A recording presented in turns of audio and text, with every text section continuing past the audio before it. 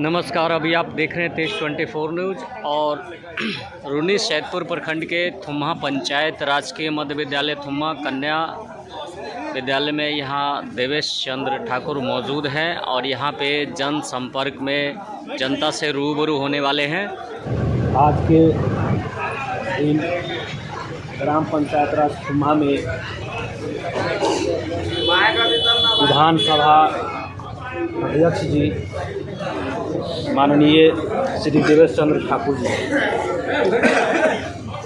उनके साथ उपस्थित दूर दराज से आए हुए गणमान्य लोग जैसे मुखिया जी, उपस्थित सभी गणमान्य लोगों को मैं ग्राम पंचायत राज थुम्हा तमाम इस पंचायत के जनता की तरफ से, इस पंचायत की तरफ से मैं धन्यवाद प्रकट करता हूं और नमस्कार प्रणाम करता हूं। इस सभा में आज का प्रोग्राम जो रखा गया है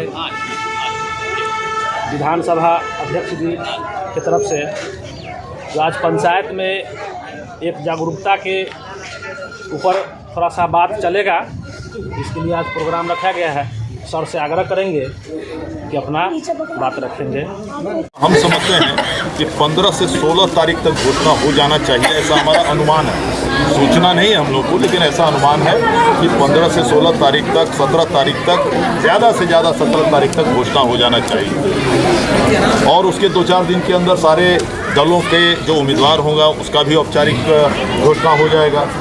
लेकिन जहाँ तक सीतामढ़ी की बात है, आप जानते हैं कि पिछले 4 टर्म से लोकसभा का जो यहाँ आदरणीय नीतीश कुमार और नरेंद्र मोदी जी का साथ चल रहा है, नरेंद्र मोदी जी का तीसरा है, लेकिन उससे पहले से जो यहाँ साथ चल रहा है, तो यहाँ पर ये सीट हमेशा जनता दल यूनाइटेड के ही खाते में गया है।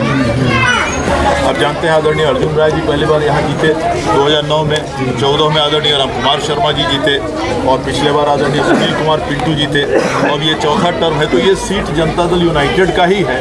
इसीलिए माननीय मुख्यमंत्री नीतीश कुमार ने हमारे नाम का ऐलान किया है कि इस बार सीतामढ़ी का चुनाव देवेश चंद्र ठाकुर लड़ेंगे।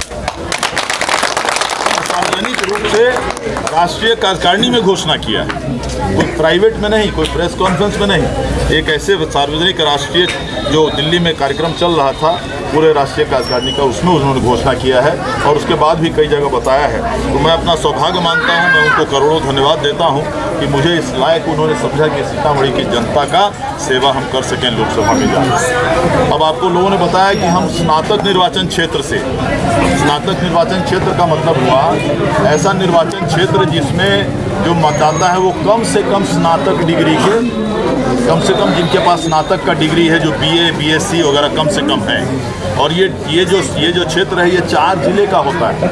आदमी सुन लीजिए, हमने पंचायत में एक वार्ड से हर व्यक्ति से मिलने का काम किया है और 60 साल आयु, आधार में 60+ एको दिन, आधार कार्ड में और पहचान पत्र में दोनों में अगर 60+ नहीं होगा नहीं मिलेगा, वृद्धा पेंशन में नाम नहीं जुड़ सकता है। अगर एक दिन बाकी होगा, कागज मिलान कर लीजिए अपने घर में, तब आप आइए। आप आधार को ला करके मुखिया जी के यहाँ ऑफिस पर लाइए, आधार देखेंगे, अभी हम आपके काम करने का काम करेंगे।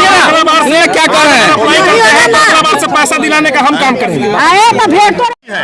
आवास योजना का पैसा, प्रधानमंत्री आवास योजना है, जब खुलता है तो पूरे मैंने बिहार के जनता यानी पूरे भारत के जनता देखता है कि किसके नाम से कौन आवास है। सारा ऑनलाइन है, कोई किसी का पैसा का आशा नहीं है। और शौचालय का जब तक पैसा नहीं खुलेगा, शौचालय वाला पैसा नहीं मिलेगा, खुलने के बाद पैसा मिलेगा।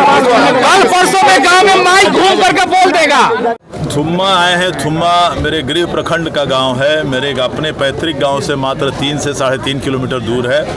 इस थुम्हा गांव का हमेशा से पिछले 2200 साल से इतना ज़्यादा समर्थन मुझे व्यक्तिगत जीवन में भी और राजनीतिक जीवन में, चुनावी जीवन में हमेशा से मिलता रहा है। मैंने कहा अपने भाषण में कि सबसे ज़्यादा समर्थन रूनी सैदपुर प्रखंड से हमको मिलता रहा है। तो ये आगामी लोकसभा के चुनाव से, क्योंकि आप जानते हैं कि नॉमिनेशन हो जाने के बाद थोड़ा समय कम रहता है, तो उसी के तहत मैंने कम से कम 12 आना हिस्सा जो है पूरे लोकसभा क्षेत्र का वो कंप्लीट कर चुके हैं। उसी के तहत आज आए थे थुम्मा के ग्रामवासियों से मिलने के लिए और आशीर्वाद मांगने के लिए। पंचायत में बहुत सारी समस्या है, जैसे कि प्रधानमंत्री आवास योजना है, शौचालय है, वृद्धा पेंशन है और राशन कार्ड की समस्या बनी हुई रहती है। और जो भी जनप्रतिनिधि है, जो मुखिया है, उनका कहना है कि सरकार हमें राशि नहीं दे रही है। नहीं, इसको लेकर क्या कहना चाहेंगे? नहीं, राशि की कमी है नहीं, लेकिन एक जनप्रतिनिधि की जागरूकता जो होनी चाहिए, हो सकता है उसमें हम तो समझते हैं हमारे यहाँ के स्थानीय जनप्रतिनिधि बहुत ही जागरूक हैं, लेकिन बहुत लोगों को अभाव के चलते, जैसे आपने देखा हम वहाँ पर आदरणीय महिलाओं से बात कर रहे थे तो उनको पता ही नहीं था कि अपनी उस समस्या के लिए किससे बात करें। तो ये बहुत मतलब दुखद बात है, लेकिन ये बात है उनको जानकारी नहीं है कि किसके पास जाना चाहिए। जब किसी मरीज को पता नहीं चले कि किस डॉक्टर से मेरा इलाज हो सके तो इलाज होगा कैसे उस मरीज उस बीमारी का।